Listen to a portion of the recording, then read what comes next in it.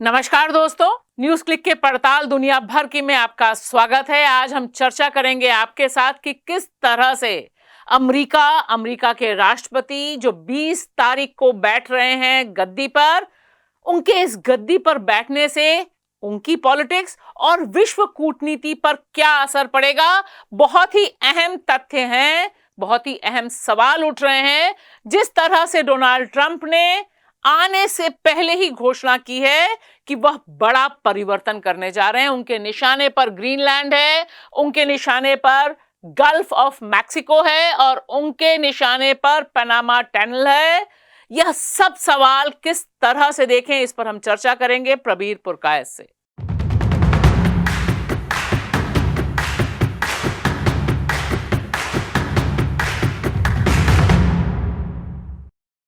प्रबीर, आज आपके साथ हम चर्चा करेंगे अमेरिका के जो नए राष्ट्रपति हैं डोनाल्ड ट्रंप, इनका सिंहासन पर बैठना होना है 20 जनवरी को। लेकिन उससे पहले ही जिस तरह की घोषणाएं हो रही हैं, उससे इनके खास मित्र पड़ोसी देश काफी आशंकित हैं। इनका सत्ता पे बैठने से क्या विश्व कूटनीति पर असर पड़ेगा? आपको क्या लगता है 2025 में? कि दूसरा सवाल जो आपने किया काफी लंबा है, मैं पहला सवाल पे ही अभी सीमित रखूंगा अपने आप को। तो अमेरिका के बारे में बहुत लोगों का ये कहना है बहुत दिनों से कि अमेरिका का दुश्मन बनना खतरनाक है, पर उससे ज्यादा खतरनाक है उसका दोस्त बनना। तो ट्रंप इस वक्त जो कह रहे हैं वो वही साबित कर रहा है। उनका निशाना इस वक्त है ग्रीनलैंड पे जी, कनाडा पे और मेक्सिको पे, क्योंकि मेक्सिको के ऊपर उनका जो टिप्पणियां पहले से चलते आ रहे हैं कि यहाँ से सब आते हैं, इलीगल माइग्रेंट्स आते हैं, फलाना धमाका। और उसके साथ साथ इसको कहा, ये जो है समुंदर को हम इस पार्ट को इसको हम कहेंगे gulf of America, gulf of Mexico नहीं कहेंगे। ये वाला पोर्शन यहाँ पे शायद ज्यादा अच्छे से दिखाई देगा। तो इनका निशाना इस वक्त ग्रीनलैंड पे है जी। गल्फ ऑफ मेक्सिको को अब गल्फ ऑफ अमेरिका कहना चाहते हैं और कनाडा को कहा है ये तो 51st स्टेट ऑफ अमेरिका बन जाना चाहिए जी। इसके आज़ाद देश रहने का कोई ज़रूरत ही नहीं है। तो साफ साफ कह दिया है कि हम इस वक्त कॉन्सेंट्रेट करेंगे हमारे इस इलाके पर। वो जो पहले कहते थे कि ये इलाका अमेरिका का पूरा, इस पर प्रभुत्व रहना चाहिए, इसका मॉनरो डॉक्ट्रिन कहा जाता था। और उसके साथ साथ निशाना यहाँ भी है जो नेटो के सदस्य हैं यूरोप में, उनको कहला कि आप 2% देते हो अपना बजट का, 5% देना पड़ेगा, इसके दुगना से भी ज्यादा पैसा देना पड़ेगा हमको, क्योंकि हम आपको सिक्योरिटी देंगे रूस के खिलाफ। हाँ, देशों से लड़ने के खिलाफ खास चीज जो है रूस के खिलाफ। तो ये जो है निशाना पहला उनका लग रहा है दोस्तों पे है। तो ये तो एक कंपटीशन की अगर आप देखें तो रूस के साथ कंपटीशन तो जारी है ही, यूक्रेन लेके वहाँ पर थोड़ा सा नरमी दिखाई पड़ रहा है, इतना दहाड़ नहीं रहे हैं। और चीन के बारे में ट्रेड वॉर जो है वो कंटिन्यू करेगा, वो तो साफ है। पर क्या यूक्रेन में शांति की संभावना है, देखनी पड़ेगी। क्योंकि एक बात जहां आप जिक्र कर रहे हैं, अभी जो उन्होंने प्रेस कॉन्फ्रेंस की उसमें जब पूछा भी गया उनसे रूस को लेकर और पुतिन को लेकर, यूक्रेन युद्ध को लेकर, तो उन्होंने बहुत साफ कहा कि पुतिन मिलना चाहते हैं और हम इसको सॉर्ट आउट करेंगे कि कैसे मुलाकात हो। और यूक्रेन युद्ध भी बहुत बड़ा हो गया, बहुत लंबा हो गया है, so we have to think about it, ये ट्रंप ने कहा। देखिए, यूक्रेन युद्ध हमने पहले भी जो बातचीत की है, इसमें यूरोपीय देशों की हालत ख़राब हुआ है, क्योंकि उनका एनर्जी गैस, जो नेचुरल गैस रूस से आता था, वो बंद हो गया। वो दुगुना कीमत से अमेरिका से खरीद रहे। उनका समझ था कि रूस गिर जाएगा, हमने इकोनॉमिक सैंक्शंस लगा दिया, वो हुआ नहीं है। अब जो हालत है कि यूक्रेन ने उनका गैस जो जाता था यूरोपियन यूनियन के कुछ देशों में, उस रेल पाइपलाइन को बंद कर दिया। खुद का भी नुकसान है क्योंकि उससे पैसा मिलता था, रूस से पैसे लेते थे, ठीक है ना, वो बंद हो जाएगा। पर जो जिन देशों के पास जाता था उन देशों का हालत और ख़राब होगा और नाराज़ है, क्योंकि वो यूक्रेन को पैसा देते थे इसके लिए और बिजली भी उनको देते थे। तो अब वो क्या करेंगे, ये सवाल खड़ा हुआ है। पर ये युद्ध अगर अमेरिका समर्थन नहीं करता तो ज़्यादा दिन यूरोपियन यूनियन की काबिलियत नहीं कि इसको चला पाए। जी, उनका आर्म्स आता है अमेरिका से, 80% से ज़्यादा आर्म्स आता है। बजटरी सपोर्ट आता है अमेरिका से, यूरोपियन यूनियन से भी आता है, पर ज़्यादा हिस्सा अमेरिका से आता है। तो जिस तरह से चल रहा है, लगता है कि यूक्रेन पे अब प्रेशर होगा ट्रंप आने के बाद कि इस कैसे एक शांति न कहे पर कम से कम एक युद्ध विराम तो हाँ, किया एक जाए। सम्मानजनक युद्ध विराम की तरफ वो बढ़ जाएं, सम्मान क्योंकि किसका? यूक्रेन भी काफी, जेलेंस्की बार बार बोल ही रहे हैं कि भाई हम आप ही की वजह से लड़ रहे थे। हाँ, पर वहां पर और एक दिन ज्यादा चर्चा करनी पड़ेगी, क्योंकि तस्वीर साफ नहीं है। ट्रंप आने के बाद ही साफ होगा क्यों यूक्रेन के अंदर जो शक्तियां हैं उसको जेलेंस्की क्या झेल के एक शांति संधि कर सकते हैं, ये सवाल है जी। पर अमेरिका अगर हाथ उठा ले तब जरूर उस यूक्रेन को शांति की ओर आना पड़ेगा। पर रूस का भी रवैया होगा कि कहाँ तक इस वक्त हम कहाँ तक इसको आगे युद्ध मानेंगे, बढ़ाएं। और उसका टारगेट जो होगा कम से कम नदी की इस पार जो जगह है वो कब्जा कर ले। मैं आपको वापस खाली एक संक्षेप में जानना चाहूंगी कि जो ग्रीनलैंड है, जैसे ग्रीनलैंड को उन्होंने कहा कि इस पे हमें कब्जा चाहिए, इकोनॉमिक सिक्योरिटी के लिए चाहिए, और इसके लिए हम कुछ भी करेंगे, चाहे वो मिलिट्री ऑपरेशन हो या फिर आर्थिक रूप से कुछ हम दबाव बनाएं। तो यह और पनामा टनल इतना क्यों इम्पोर्टेंट है ट्रंप के लिए? देखिए, पहले पनामा कनाल पे आते हैं जी, क्योंकि यहाँ जो कनाल है तो इस कनाल से पैसिफिक और अटलांटिक ओशन, पैसिफिक ओशन ये है, अटलांटिक ओशन ये है जी, इसकी संबंध बनती है। जहाज जो है इधर से उधर जा सकते हैं और इधर से इधर आ सकते हैं। तो स्ट्रेटेजिकली इसकी इम्पोर्टेंस तो इसलिए भी है कि साउथ अमेरिका पे कंट्रोल रखे, और ज्यादा मिलिट्री कंट्रोल रखे। और अभी साउथ अमेरिका, मेक्सिको इसीलिए उनके निशाने पे है कि इन पे कंट्रोल रखना अमेरिका के लिए आसान है, क्योंकि पास है, मिलिट्री फोर्सेस वहाँ खास है नहीं, उस तरह से टक्कर लेने वाला कोई बड़ा देश है नहीं।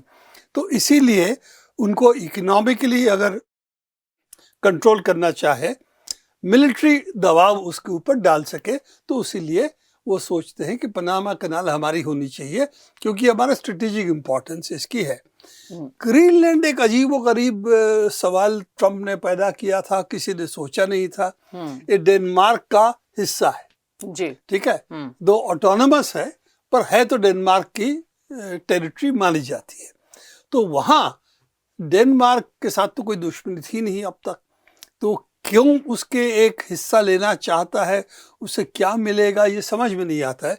कि यहाँ पर देखिए, ग्रीनलैंड एक बर्फीला जगह है, बहुत कम लोग रहते हैं वहाँ पे। इसका मतलब तभी बनता है जब नॉर्थ सी, इस वक्त पूरा जो नॉर्थ सी है, यहाँ पर इतना दिख नहीं रहा है क्योंकि हमारा जो भी मैप होता है उस पर नॉर्थ पोल दिखता नहीं है, ठीक है ना।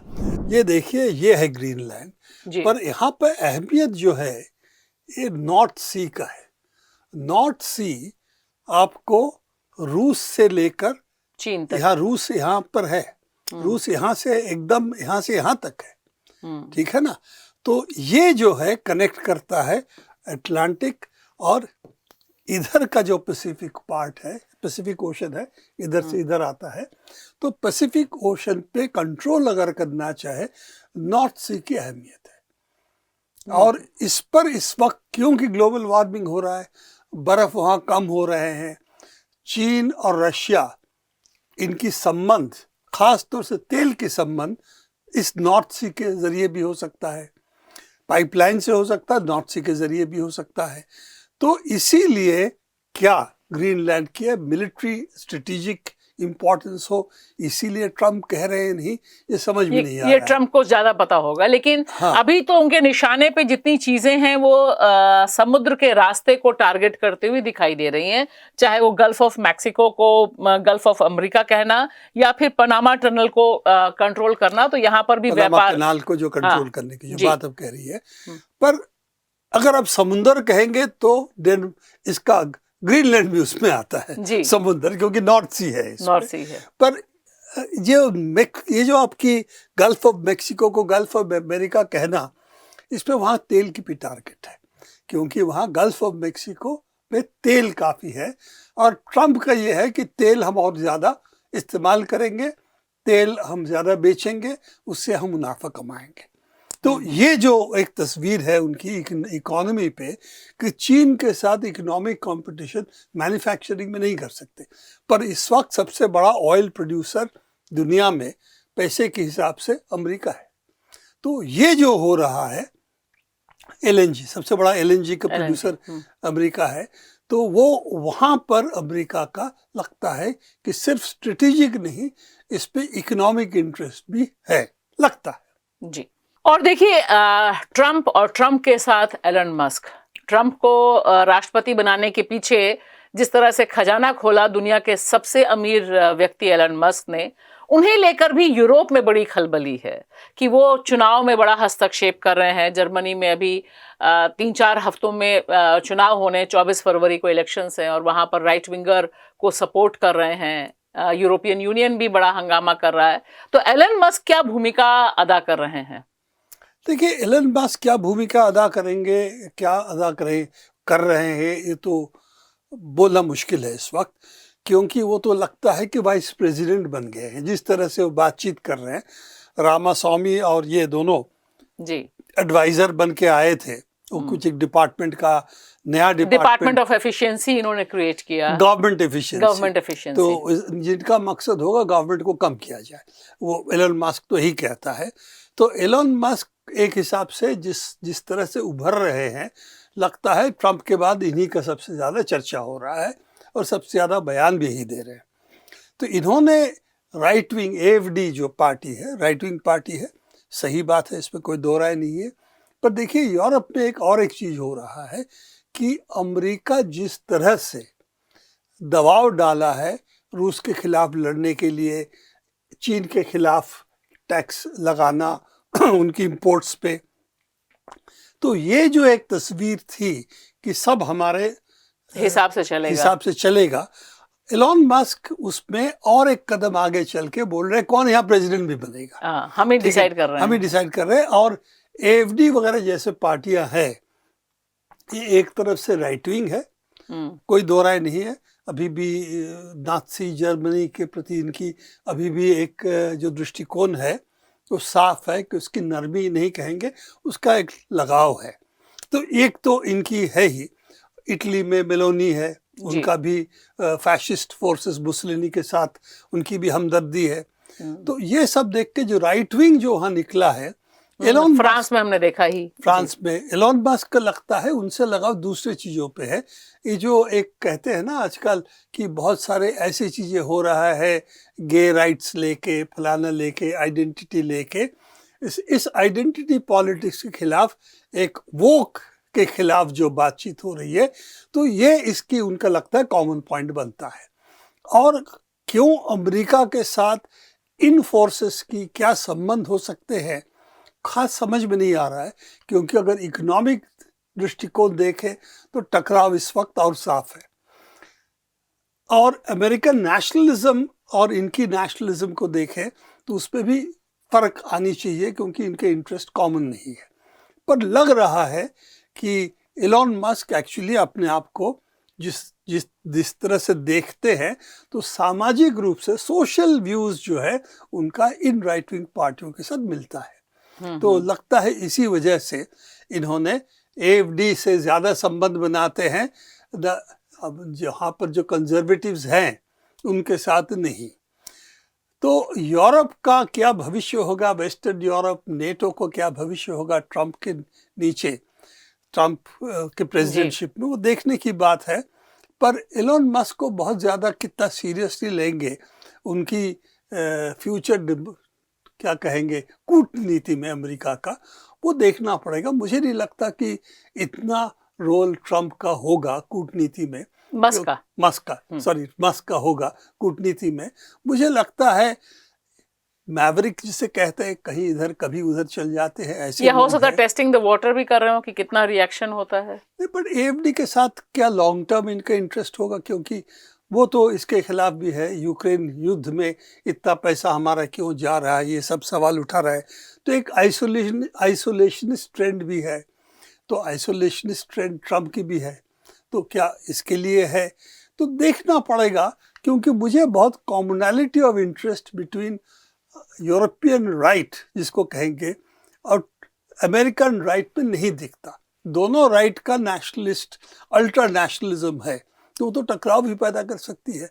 इसीलिए देखने की बात है कॉमन पॉइंट्स इनकी क्या है, जो सबसे कहते हैं ना किसके खिलाफ ये यूनाइट करेंगे, ये सवाल है। तो ये तो पता चलेगा। लेकिन एलन मस्क लगातार चर्चा में बने हुए हैं और इस बीच एक और जो इम्पोर्टेंट युद्ध की बात कर रहे हैं, तो यह भी सामने जो आंकड़ा है कि अमेरिका सबसे ज्यादा खर्च कर रहा है और उसके बाद जो 9 देश हैं वह जितना टोटल खर्च करते हैं उससे भी ज्यादा अमेरिका का डिफेंस पे खर्चा है, इतना ज्यादा खर्चा है। तो ये भी क्या बढ़ेगा 2025 में? इसीलिए बोलने की जो इसको अब इसीलिए मैं पॉइंट आउट करना चाहूँगा कि अब वो कह रहे हैं कि जर्मनी, नेटो जो दूसरे देश है जर्मनी, फ्रांस वगैरह, उनका मिलिट्री बजट 2% करीब है, उसको 5% करना चाहिए, और वो जो एक्स्ट्रा 3% होगा वो अमेरिका के पास जाएगा,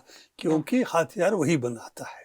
तो हथियार हो, टैंक्स हो, हवाई जहाज है, होता है।